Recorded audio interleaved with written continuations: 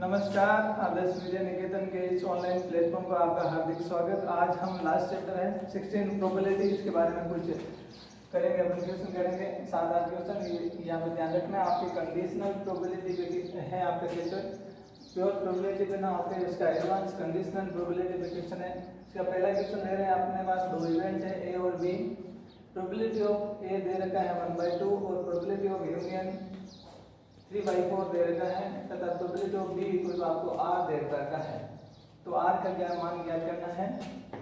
आपकी दो कंडीशन दे रखी है, ये घटनाएं अगर परस्पर अपवर्ती हो, एडजस्ट हो, और ये घटनाएं परस्पर स्वतंत्र हो, इंडिपेंडेंट। ठीक है, ये दो घटनाएं हैं और आपको प्रोबेबिलिटी बी की प्रोबेबिलिटी निकालनी है, या यूं कर सकते हैं आर की वैल्यू निकालनी है। ठीक है, ये घटनाएं परस्पर अपवर्ती है। पहले अगर आप यहाँ पर दे रखा है उसको लिख लीजिएगा। Probability of A equal to 1/2, probability of B equal to R और probability of A union B equal to 3/5। ठीक है, अगर घटनाएं परस्पर अपवर्ती हो तो पहला लिखते हैं घटनाएं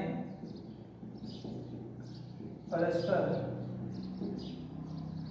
अपवर्ती हो। अगर घटनाएं परस्पर अपवर्ती हो तो आप क्या करते हैं, अगर घटनाएं परस्पर अपवर्ती हो तो इसमें आप probability of A intersection B आपकी क्या हो जाता है 0।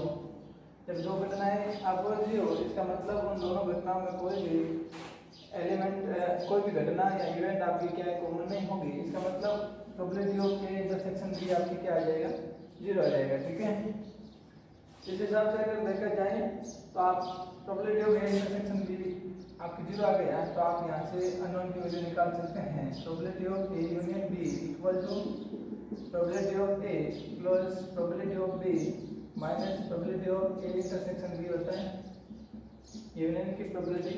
इस फॉर्मूले से दी जा सकती है। आप कीजिए, मैं कह रहा हूँ परस्पर अपवर्ती हो तो ये 0 हो जाता है। Probability of A union B की वैल्यू दे रखी है 3/5 equal to probability of A की वैल्यू आपकी दे रखी है 1/2, प्रोबेबिलिटी ऑफ बी की वैल्यू दे रखी है आपके 8। यहाँ से अगर इसको सॉल्व करेंगे 3/5 माइनस 1/2 इक्वल टू 8। यहाँ से अगर 10 एलसीएम ले लें, 10 एलसीएम ले लें तो 6 माइनस 5 1/10 आ जाएगा। आज की वैल्यू क्या आ जाएगी 1/10। अब इसी प्रकार घटनाएं क्या है आपकी स्वतंत्र दे रखी है। दूसरा है घटनाएं आपके स्वतंत्र। अगर घटनाएं स्वतंत्र हो तो probability of A intersection B आप ऐसे लिख सकते हैं, probability of A probability of B. ठीक है, probability of A probability of B ऐसे लिख सकते हैं। तो ए इंटरसेक्शन बी की अगर वैल्यू निकालनी हो तो आप क्या करेंगे 1/2 R. Probability of A intersection B आप क्या जाएगा 1/2 आर आ जाएगा। ठीक है, आप इस फॉर्मूले का यूज कीजिएगा। Probability of A union B, probability of A union B की वैल्यू आपके आ गई 3/5। Probability of A 1/2 plus probability of B R minus 1/2 R. यहाँ से अगर इसको सॉल्व करेंगे तो r/2 आएगा, ये 1/2 इधर जाएगा 3/5 माइनस 1/2 इक्वल टू r/2। इसकी वैल्यू आपकी आ जाएगी 1/10 इक्वल टू r/2। ये r की वैल्यू आ जाएगी 1/5, r की वैल्यू आ जाएगी 1/5, r की वैल्यू आपकी आ जाएगी 1/5। ठीक है, घटनाएं ए बी इस प्रकार ए की probability of A equal to 1/2 और इस प्रकार अगर आपको दे रखा है तो आप आर की वैल्यू निकाल लेंगे। ये पहला क्वेश्चन है। आप दूसरा क्वेश्चन देखेंगे, यदि ए व बी दो स्वतंत्र घटनाएं हैं तो कम से कम एक घटना के घटित होने की प्रायिकता याद कीजिए। यदि आपको ऐसा है कम से कम एक घटना की घटने की प्रोबेबिलिटी, यानी ए और बी आपके दो इंडिपेंडेंट इवेंट्स हैं। इंडिपेंडेंट इवेंट्स का मतलब हो गया कि एक घटना के घटने से दूसरी घटना पर कोई इफेक्ट नहीं पड़ता है, तो वो दोनों घटनाएं आपस में क्या है इंडिपेंडेंट हैं। यहाँ पे अगर देखेंगे अपन प्रोबेबिलिटी ऑफ कम से कम एक घटना के घटित होने की प्रोबेबिलिटी, यानी कि आपको ज्ञात करना है कम से कम एक घटना के घटित होने की प्रोबेबिलिटी, होने की प्रायिकता आप ये लिख सकते हैं probability of A union B होता है। ठीक है, तो probability of A union B कम से कम एक घटना के घटित होने की, दोनों में से कोई एक होगी तो भी चलेगा, और इनके कम से कम एक घटना की प्रोबेबिलिटी होती है ए यूनियन बी। ठीक है, पी ए यूनियन बी, तो आप लिख सकते हैं इसको पी ए यूनियन बी को P probability of A plus probability of B minus probability of A intersection B, और ये इंडिपेंडेंट दे रखी है तो इसकी जगह आप लिख सकते हैं probability of A probability of B, probability of B plus probability of A, ठीक है। अब जैसे इन दोनों को लेके इनमें से क्या प्रोबेबिलिटी ऑफ ए बाहर लेता हूँ 1 minus probability of B plus probability of B, यहाँ से मैंने प्रोबेबिलिटी ऑफ ए बाहर लिया, यहाँ से आ गया मेरा probability of 1 minus probability of B, तो यहाँ से आपका आ जाएगा probability of A probability of B bar, ठीक है। यानी एक घटना के घटित होने की और नहीं होने की दोनों की इवेंट्स की प्रोबेबिलिटी का योग आपके बनाता है, तो प्रोबेबिलिटी ऑफ ए इन दोनों में से अगर मैं प्रोबेबिलिटी ऑफ ए बाहर लेता हूँ 1 माइनस प्रोबेबिलिटी ऑफ बी आ जाएगा, और probability of B probability of B बाहर आ जाएगा प्लस प्रोबेबिलिटी ऑफ बी, ठीक है, प्रोबेबिलिटी ऑफ टी, ठीक है। अब आप क्या करेंगे, प्रोबेबिलिटी ऑफ बी आ जाएगा probability of B 1 minus probability of B बाहर, अगर मैं इसको प्रोबेबिलिटी ऑफ बी को मैं ऐसे लिख दूँ 1 minus probability of B bar, तो probability of A probability of B bar plus 1 minus probability of B bar, ठीक है। इन दोनों में अगर मैं कॉमन लेने की कोशिश करूँ तो ये 1 तो रह जाएगा 1 माइनस, इन दोनों में प्रोबेबिलिटी ऑफ बी बार बाहर आ जाएगा, negative probability of B bar बाहर लूंगा तो आपका आ जाएगा 1 माइनस प्रोबेबिलिटी ऑफ ए, ठीक है।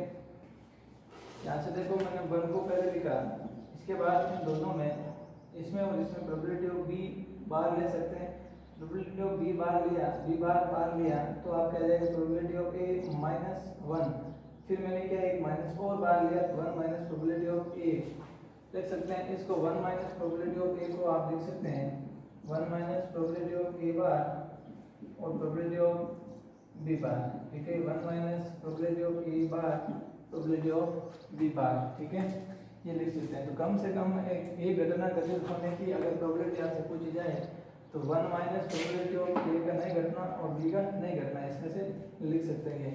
यानी probability of A union B आप अगर वो स्वतंत्र इवेंट्स दे रखी है या आप कह सकते हैं इंडिपेंडेंट इवेंट दे रखी है और आपको पूछे कम से कम एक घटना घटित होने की, तो ये लिख सकते हैं या इसकी जगह ये भी लिख सकते हैं। काफी बार ये जाता है कभी पूछ सकते हैं ऐसे क्वेश्चन, छोटे नंबर के एक नंबर का एक क्वेश्चन पूछ सकते हैं, ठीक है। इस प्रकार अपन तीसरा क्वेश्चन देखते हैं, बाउंड पत्रों की अच्छी तरह से बैंड के एक ताश की गड्डी में से एक करके 3 पत्ते चुना प्रतिष्ठा करके निकाले जाते हैं, इनमें से 2 पत्रों पर बादशाह आने और तीसरे पत्ते पर बेगम आने की प्रोबेबिलिटी आपको क्या बतानी क्राइटेरिया होगी आपको बताना है, ठीक है। आपके पास यहाँ पे 52 कार्ड है, 52 कार्ड है आपके पास, ठीक है। इन 52 कार्ड में साइमल्टेनियसली आपको क्या निकालना, 3 पत्ते, 1 2 और 1 बिना रुके लगे, एक पत्ता निकाल लिया, इसको बिना इसमें प्रतिस्थापित किया, आपको इसमें प्रतिस्थापित करके वापस इसमें मिलाना नहीं, ठीक है, निकाल लिया अपने पास रख लिया, ठीक है। इसके बाद दूसरा पत्ता निकाला वो भी अपने पास रख लिया और तीसरा पत्ता निकाला वो भी आपके अपने पास रख लिया। तो इस प्रकार के इवेंट अगर हो तो आप क्या करते हैं, इसमें इस प्रकार के अगर इवेंट्स आपके पास हो तो उसकी प्रोबेबिलिटी बताने हो तो यहाँ पे प्रोबेबिलिटी की मल्टीपल थ्योरम यूज करते हैं या गुणन थ्योरम यूज करते हैं, डायरेक्ट गुणन, ठीक है। तो अगर यहाँ पे मैं मान लेता हूँ कि इवेंट्स है अपने पास के इवेंट्स है जो क्या है पत्ते जो आपने पत्ता निकाला, पत्ते के बादशाह होने के है, तो बादशाह होने के तो सो पता है क्यों आपकी जगह बेगम है, बेगम होने के इवेंट है और प्रथम बादशाह होने को दर्शाता है और क्यों है तो बेगम होने को दर्शाता है, ठीक है। यहाँ पे आपको जो प्रोबेबिलिटी निकालनी है प्रोबेबिलिटी वो प्रोबेबिलिटी इसकी निकालनी है के क्यू, यानी पहला पता आपकी क्या होना, पहला पता बादशाह, दूसरा पता बादशाह, तीसरा पता क्या होना चाहिए बेगम या क्लोन ब्रांड, ठीक है। की प्रोबेबिलिटी ऑफ के क्यू निकालनी है, ये प्रोबेबिलिटी ऑफ पहले क्या निकालेंगे, प्रोबेबिलिटी ऑफ निकालेंगे, यानी प्रोबेबिलिटी ऑफ के, यानी पहली बार आपकी क्या बात आने की प्रोबेबिलिटी। उसके बाद आपने उस पत्ते को 32 तक वापस नहीं किया है तो उस ए पे डिपेंड करेगी, तो बी दूसरी बार बात आने की, तो पहली बार बात आया, उसके बाद वापस बात आने की प्रोबेबिलिटी की कंडीशन आ जाएगी चीज लेके।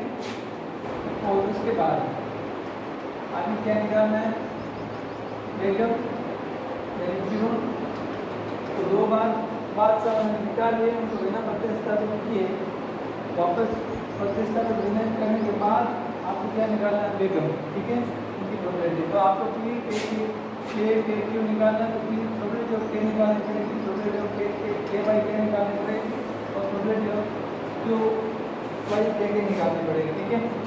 प्रोबेबिलिटी ऑफ के आपके पास 52 पत्ते हैं, इसमें से बादशाह निकालने की प्रोबेबिलिटी आपके पास बादशाह कितने हैं, 4, तो टोटल केस कितने हैं, 52, तो प्रोबेबिलिटी ऑफ के कितनी आ जाएगी, 4/52, ठीक है। इसके बाद एक बात आपने निकाल लिया, अब बात कितने बच गए आपके पास, यहाँ पे एक निकाला, यहाँ पे एक निकाला, यहाँ पे एक पत्ता निकाला, यहाँ से अगर एक बात निकल गया, अब आपके पास बादशाह की और टोटल पत्ते कितने हैं, तो आपके पास दूसरी बार निकालने की प्रोबेबिलिटी 3/51 इनटू, अब आपने कितने पत्ते निकाले, 2 पत्ते निकाल लिए हैं, 2 पत्ते निकालने के बाद आपके पास बचे टोटल पत्ते 50 बच्चे 15। अब आपको 50 में से आपको क्या निकालना है, रानी या बेगम निकालने की प्रोबेबिलिटी, तो बेगम कितनी है, 4 बटा 50, 4 बटा 50, ठीक है। और इसको आप क्या कर लेंगे, आगे सॉल्व कर लेंगे, ठीक है, इसको काट कराएंगे, मल्टीप्लाई कराएंगे, आप निकालेंगे आंसर, वो आपको क्या देंगे, फाइनल प्रोबेबिलिटी आ जाएगी, ठीक है। आपको दे रखा है 52 पत्ते दे रखे हैं, इसको अच्छी तरह फेंकने के बाद में आपने साइमल्टेनियसली आपने क्या निकाला, साइमल्टेनियसली आपने इसमें से 3 पत्ते निकाले, यानी एक पत्ता निकाला, उसके बाद जस्ट दूसरा और तीसरा, एक बिना रुके हुए साइमल्टेनियसली जब भी पत्ते निकाल रहे तो आपके यहाँ पर मल्टीपल थ्योरम लगती है, मल्टीपल प्रोबेबिलिटी थ्योरम लगती है, ठीक है। मल्टीपल प्रोबेबिलिटी यानी एक निकाला, उसके बाद जस्ट दूसरा निकाला, उसके बाद जस्ट तीसरा निकाला, तो आपके प्रोबेबिलिटी ऑफ के क्यू आ जाएगा। तो के क्यू निकलने के बाद इसमें आपके ऐसे लिख देना, इसके ये लिखने के बाद आप आराम से इसको सोल्व करके लिख सकते हैं, ठीक है। इस प्रकार अपना 30 क्वेश्चन अपना देखा है, ठीक है। इस प्रकार अपन 14 क्वेश्चन देखते हैं, इसमें दे रखा आपको एक व्यक्ति के लक्ष्य भेजने की प्रोबेबिलिटी 1/4 है, इसका मतलब है लक्ष्य भेजने की प्रोबेबिलिटी मतलब सक्सेस, अगर उसको निशाना दे तो 1/4 यानी 4 में से एक निशाना सही लगा दे तो इसका मतलब कि सक्सेस, प्रोबेबिलिटी ऑफ सक्सेस,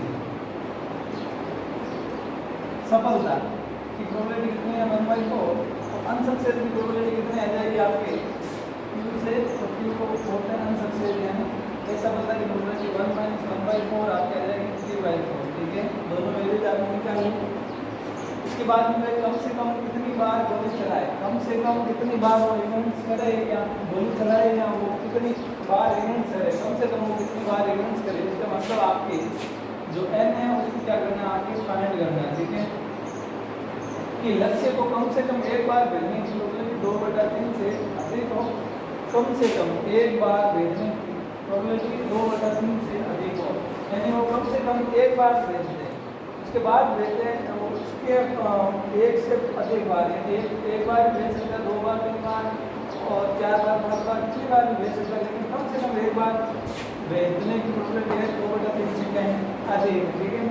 इसका मतलब आपको इन सक्सेस आपने निकाल लिया, क्यों निकाले आपने 3/4, आपको पता है कि probability of x = r success की प्रोबेबिलिटी कितनी होती है, इसका फॉर्मूला MCR, n टोटल है CR q⁻n - r, ठीक है। सक्सेस लगातार बढ़ रही है, ठीक है। सक्सेस पहली बार जैसे r = 0 रखेंगे तो यहाँ सक्सेस एक बार नहीं आएंगे, r = 1 में सक्सेस बना जाएगी, ठीक है। तो ये कह रहा है कम से कम एक बार भेजने की प्रोबेबिलिटी, कम से कम एक बार, इसका मतलब आप क्या जाता है यहाँ पे प्रोबेबिलिटी ऑफ x > 1, यानी कम से कम एक, इससे ज़्यादा भी हो सकती है, वो ले लेंगे आपको 2/3 से ज़्यादा, ठीक है।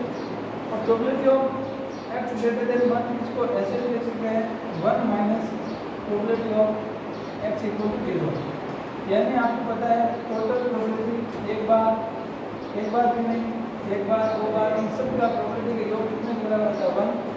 तो इसको मैं अगर एक बार नहीं वाले बदल लेते हैं तो प्रोबेबिलिटी योग एक बार, दो बार, तीन बार, कम से कम एक बार का फॉर्मूला आ जाएगा 1 - 3 x = 0। ठीक है, 1 में से नहीं को घटा देंगे तो कम से कम एक आ जाएगा। ठीक है, कम से कम एक 1 - 3 x = 0। ये किसके बराबर, किससे बड़ा ले लेगा 2/3 है। 1 - 3 x = 0। इसमें सारे p की, q की और r की सारी वैल्यू रखेंगे अपन n c 0, p की पावर 3 1/4 की पावर r आपको 0 दे देगा। 3/4 की पावर आपको दे देगी n - 0 ग्रेटर देन 2/3। इसको अगर सोल्व करेंगे 1 n से 0 की वैल्यू 1 1/4 की पावर वैल्यू 1 अब क्या जाएगा 3/4 की पावर n ग्रेटर देन 2/3। इसको उधर उसका दे, इसको उधर उसका दे, 1 - 2/3 ग्रेटर देन 3/4 की पावर n आएगी। इसको अगर सॉल्व करेंगे 1/3 ग्रेटर देन 3/4 की पावर n। तो आपको इस n की वैल्यूज निकालनी है, n की वो न्यूनतम मान जिससे ये इनइक्वालिटीज क्या है सेटिस्फाई हो जाएगी। यानी 1/3 ग्रेटर देन आता है 3/4 से। अगर यहाँ n = 1 रखूँ मैं तो आएगा आपके 1 n = 1 रखते 1/3 ग्रेटर देन 3/4, ये गलत है। n = 2 रखा तो 1/3 ग्रेटर देन 3/9/16, ये भी गलत है। तो यहाँ अगर n = 1 2 3 4 रखते जाएंगे आप, जैसे n = आप 4 रखेंगे, उसके बाद 5 रखेंगे, 6 रखेंगे, जो भी रखते जाएंगे तो उसके बाद ये इक्वलिटी क्या है सेटिस्फाइड होती जाएगी। 1/3 ग्रेटर देन 3/4 की पावर 4 न्यूनतम 4 पे, इसके बाद भी आपके 1/3 ग्रेटर देन 3/4 की पावर 5 से भी बड़ी हो जाएगी। यानी को न्यूनतम n का मान निकालना है जिससे ये पॉसिबल हो, वो आपके n आ जाएगा 4। n क्या आ जाएगा आपके 4 आ जाएगा। इस प्रकार इस क्वेश्चन को आपको करना है, यानी इसमें ज़्यादा कुछ नहीं है, थोड़ा लैंग्वेज का ध्यान रखना है आपको। प्री सक्सेस और सक्सेस और अनसक्सेस दोनों की प्रोबेबिलिटी आपको निकाल दी आपने। उसके बाद फॉर्मूला लगाया, उसके बाद लैंग्वेज में बोला कम से कम एक बार, तो 1 - एक बार भी नहीं करेंगे तो कम से कम एक बार इवेंट आ जाएगा। तो उसके बाद आपकी वैल्यू करेंगे और n की वैल्यू करके आप सेटिस्फाइड करेंगे तो n = 4 आ जाएगा, जिसकी इक्वलिटी के आपकी सेटिस्फाइड आ जाएगी। ठीक है, इस प्रकार अपना चौथा क्वेश्चन अपना ये देखा। ठीक है,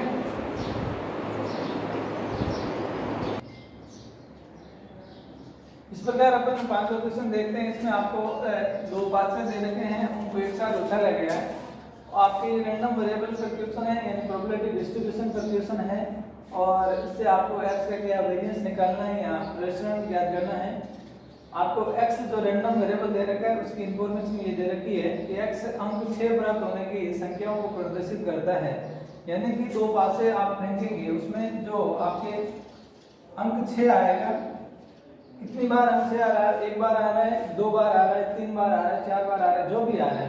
ठीक है, दो बार आएगा, एक बार आ रहा है, दो बार आ रहा है, एक बार भी नहीं आ रहा है, तो वो x क्या आपके रैंडम वेरिएबल जो क्या बताता है अंक 6 प्राप्त होने की संख्याओं को प्रदर्शित कर रहा है। ठीक है, तो आपके अगर x की वैल्यू आ जाएगी यहाँ पे तो 0 आएंगे, एक x = 1, एक x = 2। यानी अगर दो पासे उछाले जाए, दो पासे उछाले जाए तो उसमें एक बार भी आपके 6 अंक प्राप्त ना हो उसकी प्रोबेबिलिटी, एक बार प्राप्त हो दोनों में से किसी एक पर, और दोनों पर भी प्राप्त हो उसकी प्रोबेबिलिटी आपके x = 2 से x = 2 रैंडम वेरिएबल के लिए। इसके लिए आप पहले क्या करेंगे, इसका एक दो पासे जो फेंकने के आप क्या एक सैंपल स्पेस बनाएंगे दो पासों का, s से डिनोट करेंगे इसको सैंपल स्पेस, यानी 1 1 1 2 1 3 1 4 1 5 1 6। ठीक है, सैंपल स्पेस बना लेंगे आप इसमें 2 1 2 2, इस प्रकार आप लिख सकते हैं 2 6, इस प्रकार 3 1 3 2 3 6, इस प्रकार 4 1 4 6, 5 1 5 2 5 3 5 4 5 6। ठीक है, 6 1 6 2 6 3 6 4 6 5 और 6 6। तो आपने ये सैंपल स्पेस बना लिया। इसके बाद में आप क्या करेंगे, x इक्वल टू 0 और x equal to 1 random variable की value, x equal to 2 random variable की वैल्यू। तो probability of x equal to 0 की, x इक्वल टू 0 की प्रोबेबिलिटी क्या आ जाएगी, यानी एक बार भी आपके 6 अंक ना आए, ऐसे ऐसे सैंपल में से वो क्या एलिमेंट निकालिएगा जिसपे एक बार भी 6 ना आए। टोटल आपकी टोटल सैंपल स्पेस में एलिमेंट है 36 है, इसमें से वो निकाल लीजिएगा जिसपे एक बार भी या 2 बार कुछ भी नहीं आ रहा है। 6 1 2 3 4 5 6 7 8 9 10 11 1 2 3 4 5 6 7 8 9 10 11 ऐसे है आपके पास, यानी 25/36 आ जाएंगे। ठीक है, 25/36 आ जाएगा इसकी प्रोबेबिलिटी x इक्वल टू 0 की। ठीक है, 11 ऐसे एलिमेंट है जिसपे एक में भी क्या 11 एलिमेंट में आपके 6 आ रहा है, तो 25 एलिमेंट पीछे रह जाएंगे जिसपे कोई भी 6 नहीं आ रहा है। तो इसकी probability of x equal to 0 की हो जाएगी। जब random variable x equal to 0 probability हो जाएगी 25/36 और probability of x equal to 1, x equal to 1 का मतलब ये हो जाएगा x इक्वल टू 1 आपकी आ जाएगी, इसकी प्रोबेबिलिटी हो जाएगी जब किसी एक पे आपके 6 हो, ऐसे ऐसे निकालने जिसपे एक बार 6 हो, 2 बार वाला नहीं काउंट करना। 1 2 3 4 5 6 7 8 9 10/36 आपके जाएगा 5/18। ठीक है, इस प्रकार वो वाला निकालना है प्रोबेबिलिटी x इक्वल टू 2। ठीक है, x इक्वल टू 2 का प्रोबेबिलिटी निकालने के लिए आपके आ जाएगा 1/36। x एक इवेंट है जिसपे दोनों पे क्या आ रहा है, 6 6 आ रहा है। एक पे 6 आने वाली के लिए प्रोबेबिलिटी 5/18 और किसी पे भी 6 नहीं आने वाला है 25/36। ठीक है, अब इसकी क्या बनाएंगे, आप सारणी बनाएंगे x की वैल्यू और p ऑफ x। ठीक है, राइट, अब सारणी बनाएंगे पाइप बंटन की। ये x 0 वैल्यू आ रही है, 1 वैल्यू आ रही है, 2 वैल्यू आ रही है। जब x इक्वल टू 0 तो प्रोबेबिलिटी कितनी आ रही है आपने 25/36 और 1 और 5/18 और 2 और 1/36 आ रही है। ठीक है, कि आप क्या टेबल ड्रॉ कर लें। इसके बाद वेरिएंस का आपको फॉर्मूला आना चाहिए, यानी पहले आप मीन निकालेंगे और मीन के अलावा जो वैल्यूज हैं आपके वो निकालेंगे। वेरिएंस का फॉर्मूला होता है variance of x, variance of x होता है e x² minus p x का होल स्क्वायर। इसको ऐसे भी लिख सकते हैं summation xi whole square pi minus summation xi pi इसका होल। इन दोनों की वैल्यू निकाल के आप घटा देंगे तो आपकी वेरिएंस x आ जाएगी। इन दोनों की वैल्यू कैसे निकालेंगे, xi इंटू pi निकालेंगे पहले। तो अगर समेशन ऑफ xi pi, यहाँ पे आपसे 3 वैल्यू दे रखी है, तो x1 p1 plus x2 p2 plus x3 p3, यानी इन दोनों को मल्टीप्लाई करेंगे, इन दोनों को मल्टीप्लाई करेंगे, इन दोनों को मल्टीप्लाई करेंगे। इसको 0 को into 25/36 plus 1 into 5/18 plus 2 into 1/36, यह आ जाएगा आपके 5/18 प्लस 1/18 आपके आ जाएगा 18, 6/18 आपके आ जाएगा 3/6,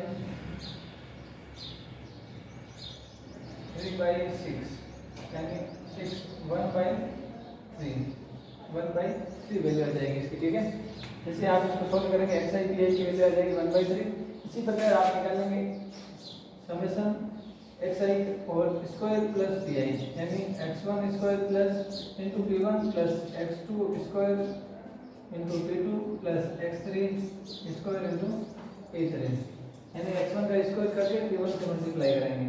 0 का square into p1 25/36 plus x2 का स्क्वायर 1 का स्क्वायर इंटू p2 आ रहा है 5/18 प्लस x3 आपके दे रखा है 2 का स्क्वायर इंटू p3 आपके 1/36। जैसे इसको सॉल्व करेंगे ये तो 0 हो जाएगा, ये आ जाएगा 5/18, ये आ जाएगा 4/36। यहाँ से अगर करेंगे इसको, ये 5/18, इसको अगर मैं 2/18 लिख दूँ चलेगा काम, ये आ जाएगा 18, 5 + 2 7 आ जाएगा, 7/18, 7/18। और इसकी आप वेरिएंस ऑफ एक्स में वैल्यू रखेंगे। जैसे ही आप वैल्यू रखेंगे, आगे सॉल्व करेंगे, वैल्यू रख के वेरिएंस ऑफ एक्स आपके आ जाएगा 7/18 माइनस 1/3 का होल स्क्वायर, ये आ जाएगा 7/18 माइनस 1/9। आप यहाँ एडिंग क्या लेंगे, एलसीएम लेंगे, 7 - 2, ठीक है, आ जाएगा 5/18। इस प्रकार आपकी जो प्रोबेबिलिटी है एक्स का, जो प्रदर्शन याद करना था आपका, प्रदर्शन आ गया 5/18। इस प्रकार आपको मीन भी पूछे तो मीन भी आप क्या कर सकते हैं, निकाल सकते हैं। मीन निकालने का जो फॉर्मूला होता है, ठीक है, SI × PI। तो इस प्रकार आप इस PI और SI निकालने के बाद वेरिएंस निकाल सकते हैं आराम से, ठीक है।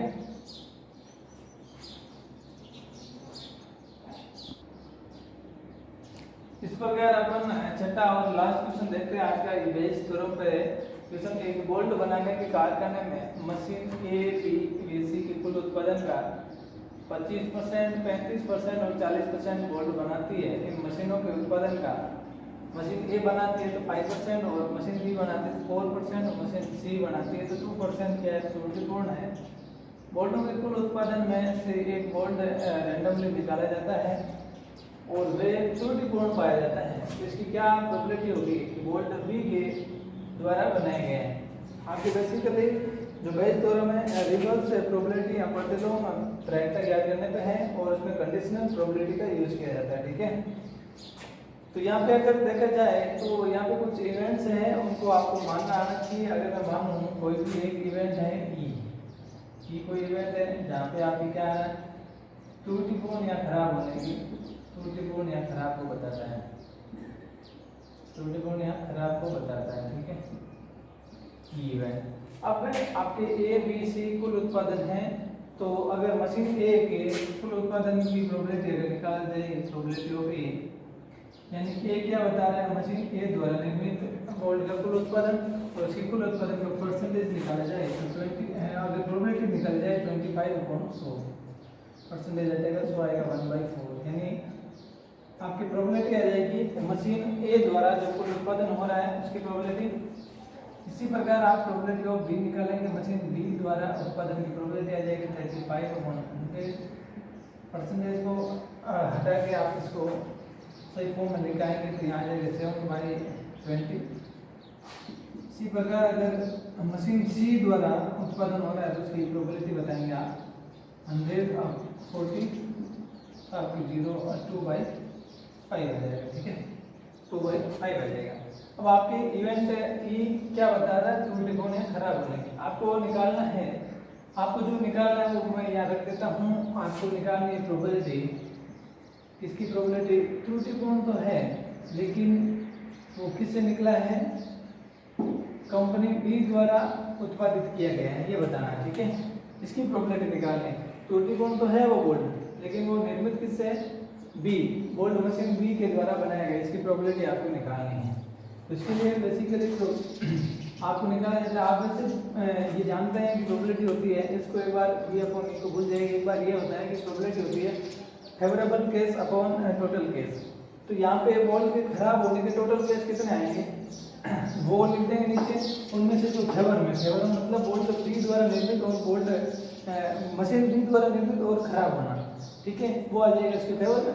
और टोटल जो खराब होने की जो प्रोबेबिलिटी हो सकती है, यानी मशीन A द्वारा, B द्वारा और C द्वारा जो भी बन रहा है उसके द्वारा, ठीक है। तो तीनों का जो बनेगा या टोटल लिख देंगे, उसमें से आपके जो फेवर में आएगा मशीन B द्वारा निर्मित और खराब, ठीक है, वो आप ऊपर लिख देंगे फेवर में, तो आपके बन जाएगा, ठीक है। जस्ट इसको याद रखने का, probability of B, probability of E/B, ठीक है। यहाँ पे लिखेंगे probability of A, probability of E/A plus probability of AB, probability of E/B, यानी मशीन B द्वारा निर्मित और त्रुटिपूर्ण है। Probability of C, probability of E/C, यानी मशीन C द्वारा उत्पादित और आपकी क्या है, त्रुटिपूर्ण। तो यहाँ पे आपको जो वैल्यू आपने probability of A, probability of B, probability of C तो निकाल लिया, लेकिन probability of E by A, probability of E by B और probability of E by C निकालना आपको।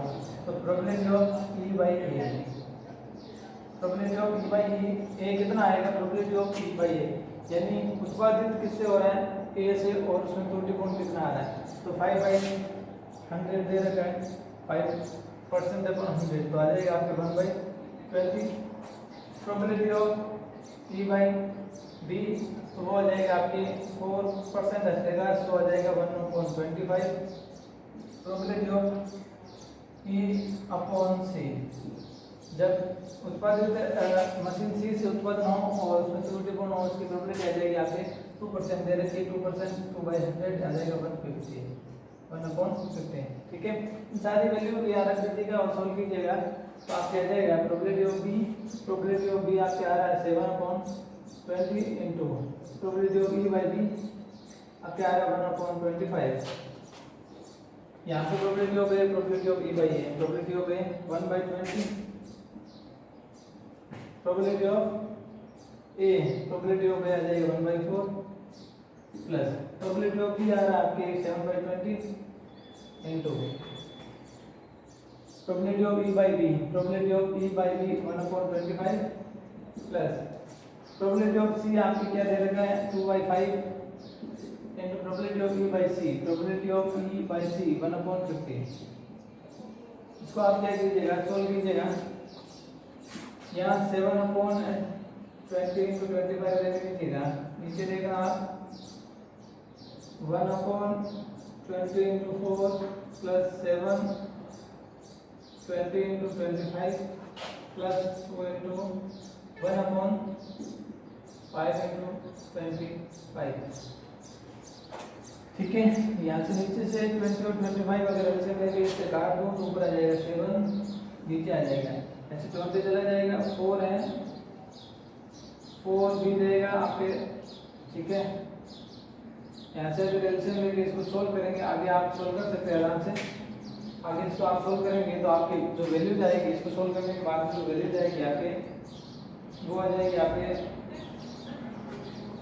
इसको जब सोल्व करेंगे आप 28/69 आपकी क्या आ जाएगा इसका आंसर। इसको आप क्या करेंगे, एलसीएम लेकर सोल्व कर लेना। ठीक है, नॉर्मल सी कैलकुलेशन है, यहाँ पे आपका टाइम खराब ना करना है, इसलिए इस प्रकार मैंने 16 चैप्टर के जो भी मुझे इंपॉर्टेंट लगे मैंने करवाने की कोशिश की। अगर कोई त्रुटि रह गई है तो इसके लिए आप मुझे भेज सकते हैं। क्वेश्चन में कहीं पे अगर किसी भी क्वेश्चन में अगर त्रुटि रह गई हो तो भेज सकते हैं। तो ये 16 चैप्टर के आप आराम से रिवाइज कीजिए। इसमें कोई भी किसी भी प्रकार की किसी भी क्वेश्चन में अगर कोई प्रॉब्लम है तो मुझे आप स्कूल के नंबर पे भेज देना, वो मुझे भेज देंगे, मैं उसके अनुसार आपको उनका आंसर भेज दूँगा।